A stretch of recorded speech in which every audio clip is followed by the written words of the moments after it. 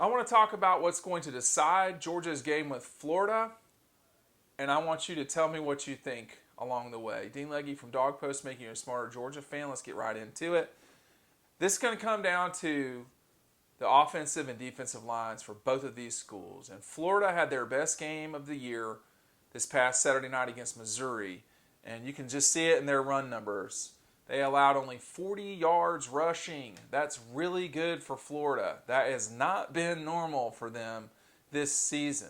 I want to talk about that just for a little bit, and I want to talk about Georgia too. When you look at both these two teams, there's no question that what Florida is doing is predicated on the pass. What the Dogs are doing is they're running it, period.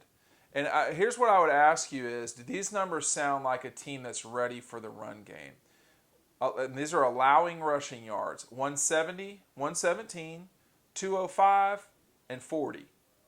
So one of those games is really good, which is the Missouri game. They only allowed 40. They outrushed Mississippi. They were outrushed by South Carolina, and they were outrushed by almost 100 yards by Texas A&M. I think they got Texas A&M coming right at them here in a second or two this weekend. For Georgia, only twice this season have they permitted more than 100 yards rushing, and that's been back-to-back weeks.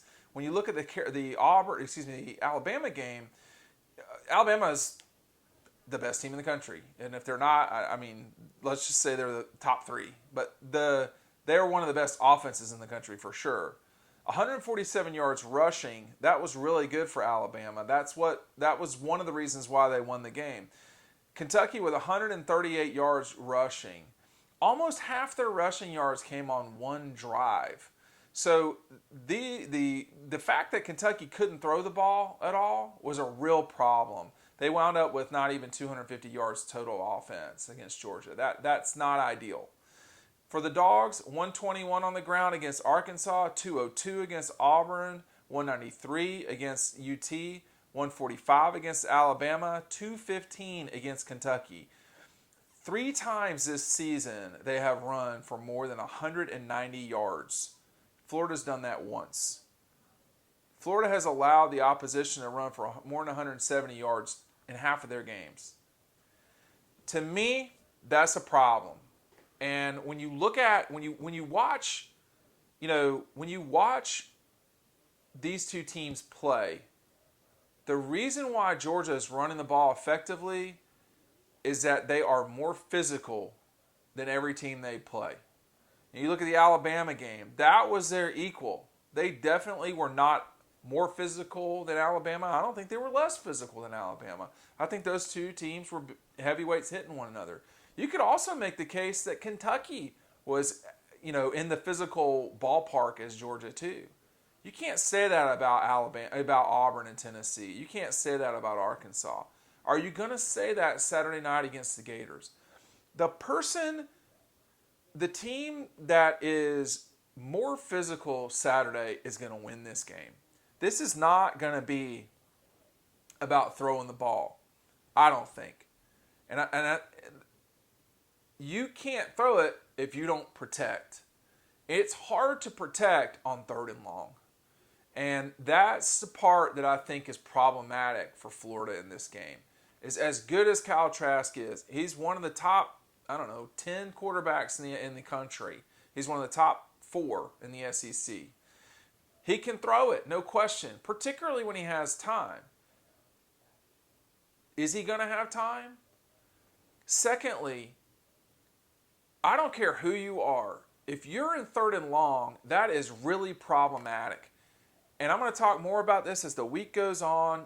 These are important matchup situations. Florida is certainly very explosive. They ask Kyle Trask to do a lot, and he does it a lot. But,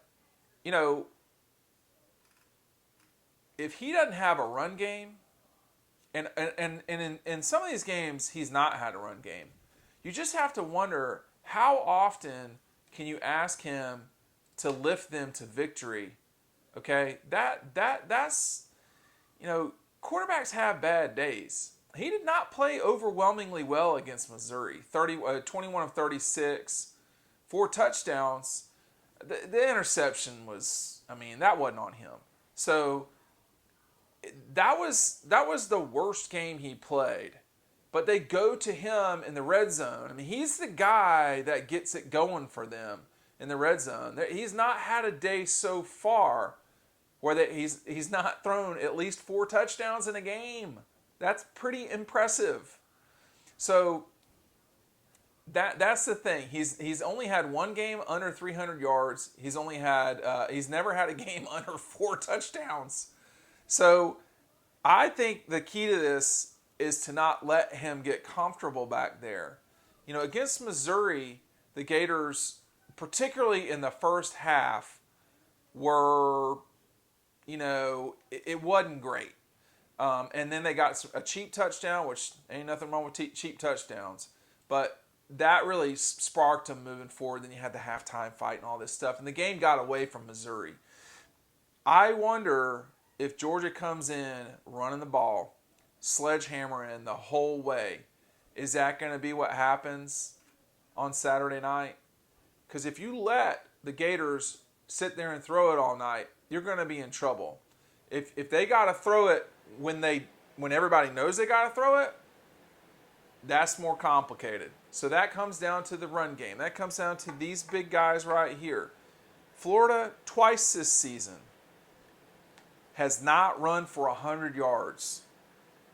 Florida, twice this season, has allowed 170 yards or more on the ground. Georgia, 3 times this year, has allowed fewer than 100 yards rushing. Georgia, 3 times this year, has gained more than 193 yards rushing. That's the key to this game. If Georgia runs the ball, if Georgia is efficient on the ground, if they stop the Gators from running, and just standard running. If they get big plays, that happens too. But I'm talking about the run-of-the-mill runs. If Georgia stops that, they're going to be where they want to be on Saturday night.